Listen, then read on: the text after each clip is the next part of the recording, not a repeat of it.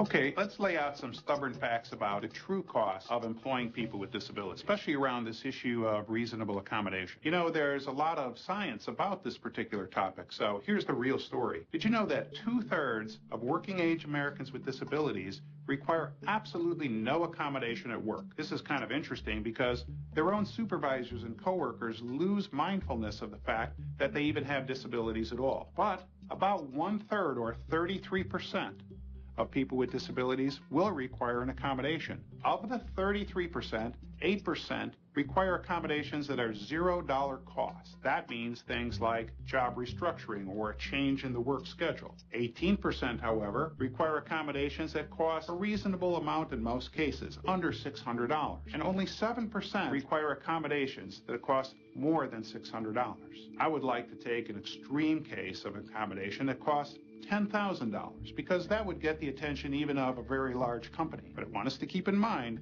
that a $10,000 accommodation is really unusual. $10,000 accommodation, who pays for that?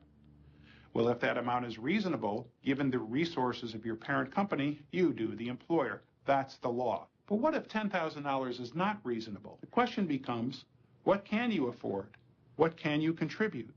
And are there matching funds available from other sources? Places like the State Voc Rehab Agency. The VA has their own Voc Rehab Agency in the case of veterans, and they too have the ability to contribute to accommodation costs. There are foundations who do this, and sometimes the vendors give discounts. Even the employee can contribute something, if they want, to the cost of their accommodation to improve reasonableness. If you have a company that's pretty large with substantial resources, it's a good idea to consider a centralized accommodation fund. If you don't, and the full cost of an amount like $10,000 fell on a single unit or division of the company, the chances of approval go way down. But it's the resources of the parent company that count. So a centralized company-wide accommodation fund is a really good idea. Ergonomics is really about fitting the job to the person. It's designing the workplace for the majority of people to work, including people with disabilities. I think what people with disabilities bring to the workplace is that they have learned flexibility and they've learned how to adapt to environments. So I don't think that businesses should be as concerned about a person with a disability compromising the workplace and the quality of work or the production of the work. And I think there's a fear among employers and businesses that maybe the accommodations will be too expensive, and certainly we found that not to be true at all. It's little things like changing heights, changing reaches, building up handles on tools, very minor things that cost little or nothing at all. Here's where 4 new stubborn facts come into play. Number 1, 2/3 of all accommodation requests relate to job retention. Not hiring, not the quality of work, but to job retention. If we fail to accommodate our friend at $10,000 and he becomes unable to perform, he's no longer qualified. He loses his ADA protections, and frankly, you may just let him go. That's your prerogative. But is that the right business decision, or doesn't it depend on the cost of replacement?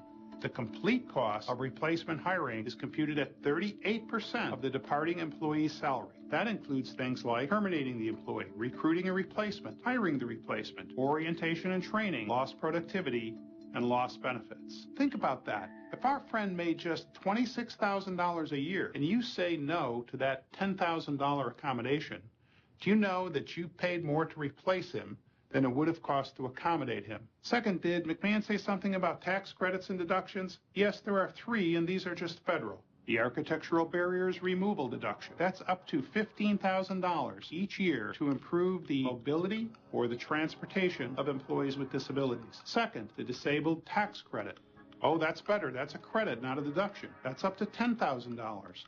But you must be a small business, less than $1 million in gross annual revenues, or less than 30 workers. Third, the work opportunity tax credit. That's for a person with a disability, 40% of their first year's income up to $6,000, up to $12,000 if the person is also a veteran. So what's the bottom line here? If you get a request for accommodation and you're considering its reasonableness, that final decision is up to you. But before you make it, in particular before you say no, consider all of the parent company's resources, tax credits, tax deductions, matching funds, and also consider the full cost of replacement hiring in defending your good judgment. I treated a gentleman who had incurred traumatic brain injury due to being hit by a car on his bike. And he ended up in rehab for a while. He had significant cognitive deficits, severe memory loss, slow motor function, slurred speech. Eventually, he wanted to get back to work, and he really valued work. His family felt that he had the potential, so we looked at what would be a match for him, and it ended up being a grocery store. He was able to follow some very basic steps, and so what we did was set up a checklist of tasks for him to do. Because of the memory deficit, he needed cueing. He needed coaching and he needed supervision. So I did that with him, supervised him daily, did some training with the staff there at the grocery store, eventually weaned him off of using a compensation technique such as the task list. To this day, 22 years later, I see him every week in the grocery store. He's independent, lives in an apartment by himself, has been very successful in his job at the grocery store. His coworkers really enjoy him, and he's very proud of what he does. And I'm just really proud of him and the employer for making that match.